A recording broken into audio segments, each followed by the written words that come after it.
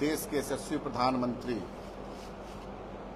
Darbhanga AIIMS का भूमि पूजन करने आ रहे हैं। उसी संदर्भ में पिछले 3 दिन से पूरा एनडीए घटक दल, सभी हमारे सांसद, विधायक, एनडीए घटक दल के एमएलसी, सब लोग अपने अपने क्षेत्र में प्रधानमंत्री की स्वागत की तैयारी में हम लोग लगे हुए हैं।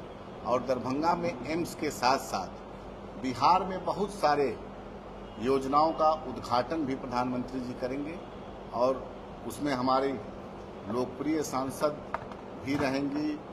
आपके बगल में हमारे यहाँ हमारे पार्टी की सबसे कम उम्र की जो सांसद अभी आज देश में इतिहास भी इन्होंने दर्ज किया है, शांभवी जी, ये भी बैठी हैं। जिलाध्यक्ष हैं हमारे, राष्ट्रीय महासचिव हमारे उपाध्यक्ष अभय जी हैं और दिनेश पासवान जी, और यहाँ के हमारे सभी प्रदेश से लेकर के जिला के पदाधिकारी हैं।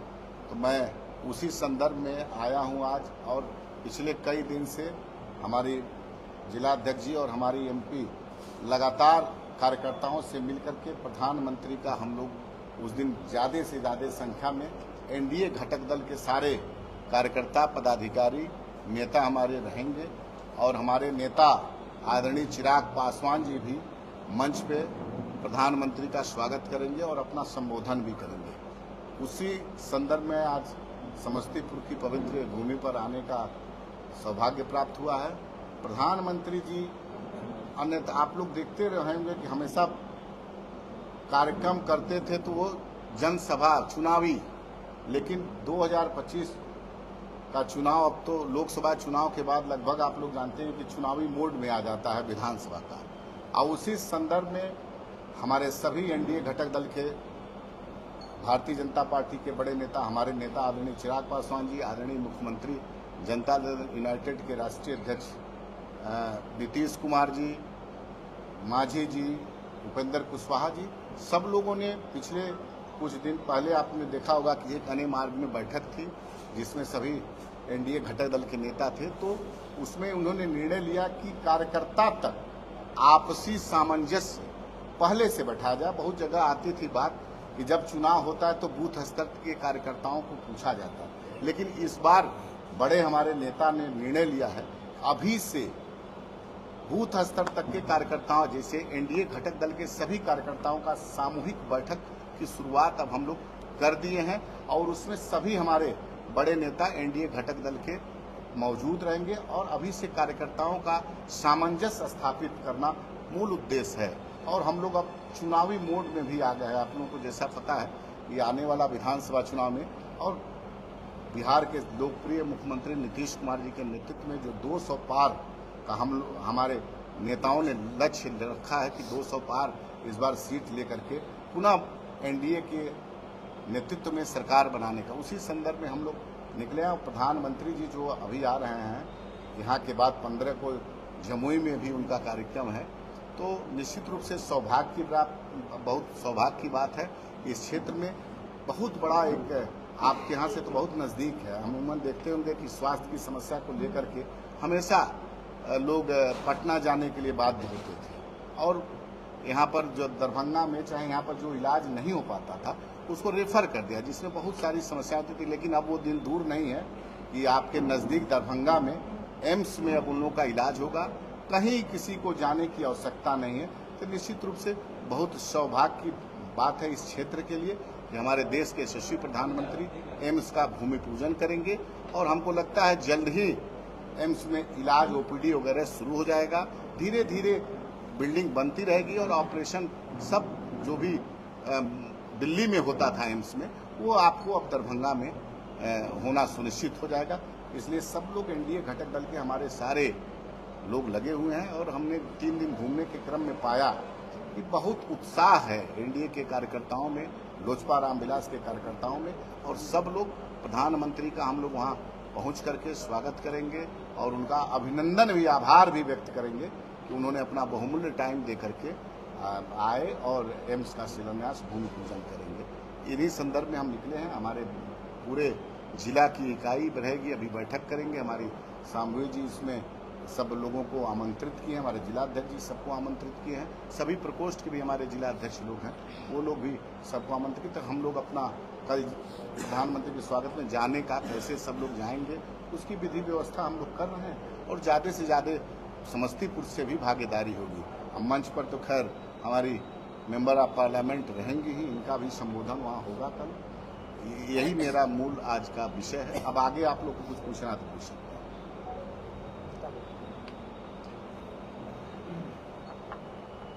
सबसे पहले तो लोकतंत्र का चौथा सबसे मजबूत स्तंभ आज के युग में मीडिया हो गया है। तो हम अभी यहाँ पे उपस्थित जितने भी इस प्रेस कॉन्फ्रेंस में मीडिया वार्ता में उपस्थित जितने भी हमारे साथी हैं, आप सबका हम आभार व्यक्त करेंगे। आज हम यहाँ पे सब एक साथ एकत्रित हुए हैं क्योंकि कल हमारे यशस्वी प्रधानमंत्री श्री नरेंद्र मोदी जी का आगमन मिथिलांचल की गौरवशाली धरती पे होने वाला है और वो जिस कार्य के लिए आ रहे हैं वो मिथिलांचल के लिए बहुत बड़ी बात है।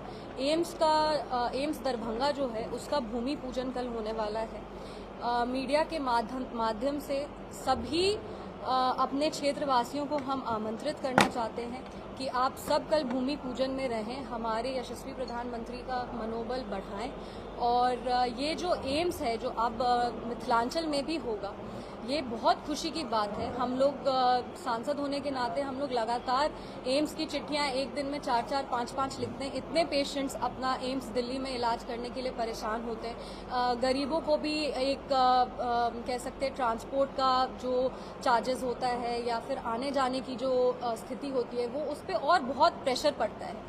अगर स्वास्थ्य का केंद्र एम्स जैसा केंद्र मिथिलांचल में खुलता है तो ये एक सेंट्रल पॉइंट भी है बिहार के लिए। यहाँ से सीमांचल और बाकी एरियाज को भी फायदा होगा और मिथिलांचल के जितने भी पेशेंट्स हैं जिनको लगातार बार बार दिल्ली जाकर के अपना इलाज कराना पड़ता था बड़े बड़े बीमारियों के लिए, वो सारा इलाज अब दरभंगा में हो पाएगा।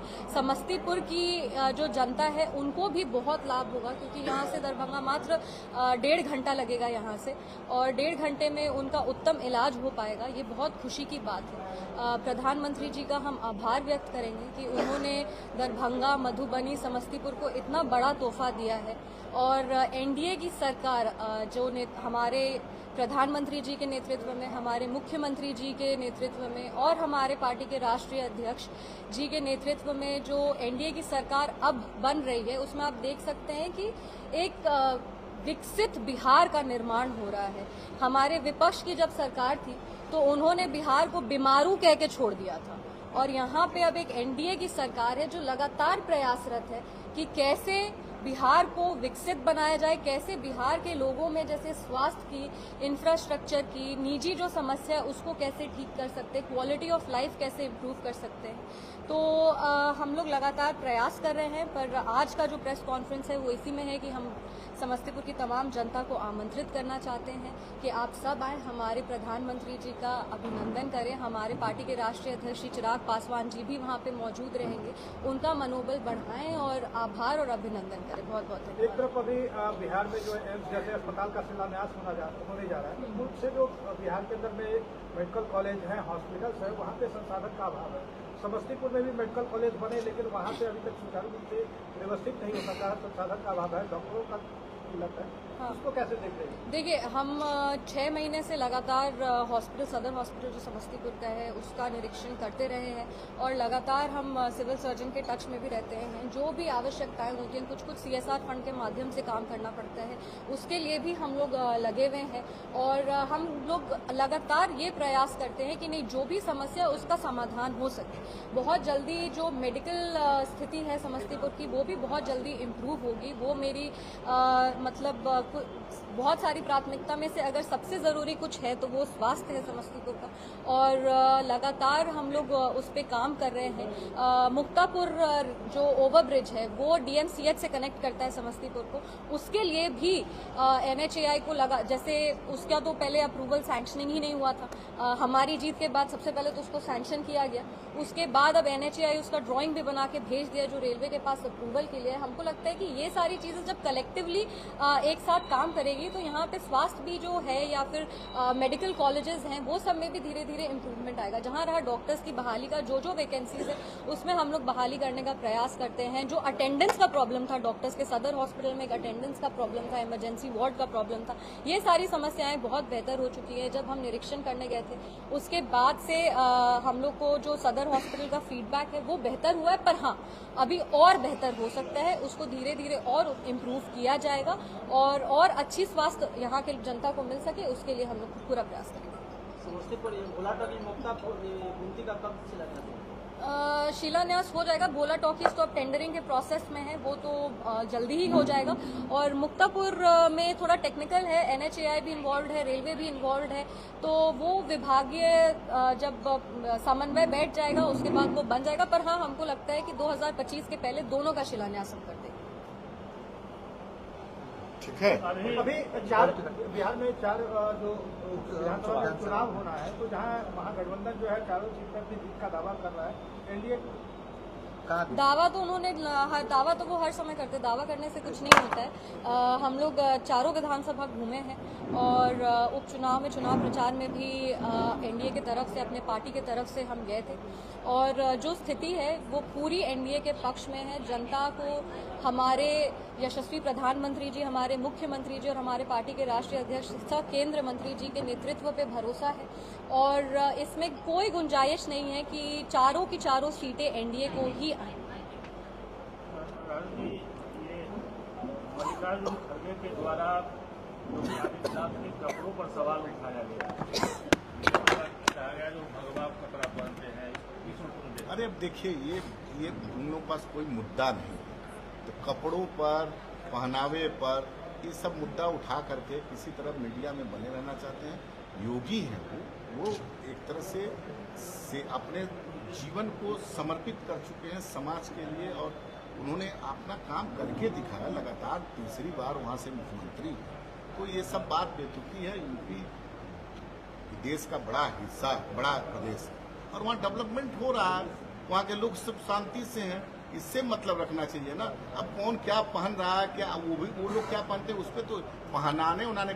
मुद्दा देश में विकास, मुद्दा देश में बेरोजगारी, मुद्दा कैसे देश प्रधानमंत्री के नेतृत्व में आगे बढ़ रहे, ये सब होना चाहिए। और उनको कपड़े की पड़ी है तो ये लोग अनर्गल बात करते हैं, उनके पास कोई बात नहीं है देश हित में, जनता के हित में, तो ये सब कपड़े उपड़े की बात को कोई विशेष महत्व नहीं रखता। तेजस्वी यादव ने कहा कि एनडीए जो है मंदिर मस्जिद की राजनीति कर रहा है, वो विकास की बात कहाँ कर रहा है? अरे देखिए, एनडीए हमेशा जाति पाति ये टकराहट छोड़ करके सर्व समाज की बात करता है। वो लोग एमओआई की बात करते हैं, हमारे नेता आदरणीय चिराग पासवान महिला और युवा की बात करते हैं, वो भी एमओआई की बात करते हैं। अब वो लोग क्या करते हैं इसमें कहने की आवश्यकता नहीं है।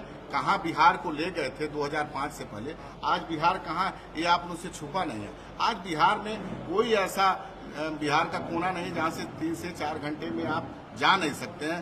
रोड, बिजली, हर तरह से बिहार आगे बढ़ा है। स्वास्थ्य समस्या से लेकर शिक्षा व्यवस्था से लेकर, आज पहले कोई निकलता था, आज मुख्यमंत्री जी के नेतृत्व में बिहार आगे बढ़ रहा है।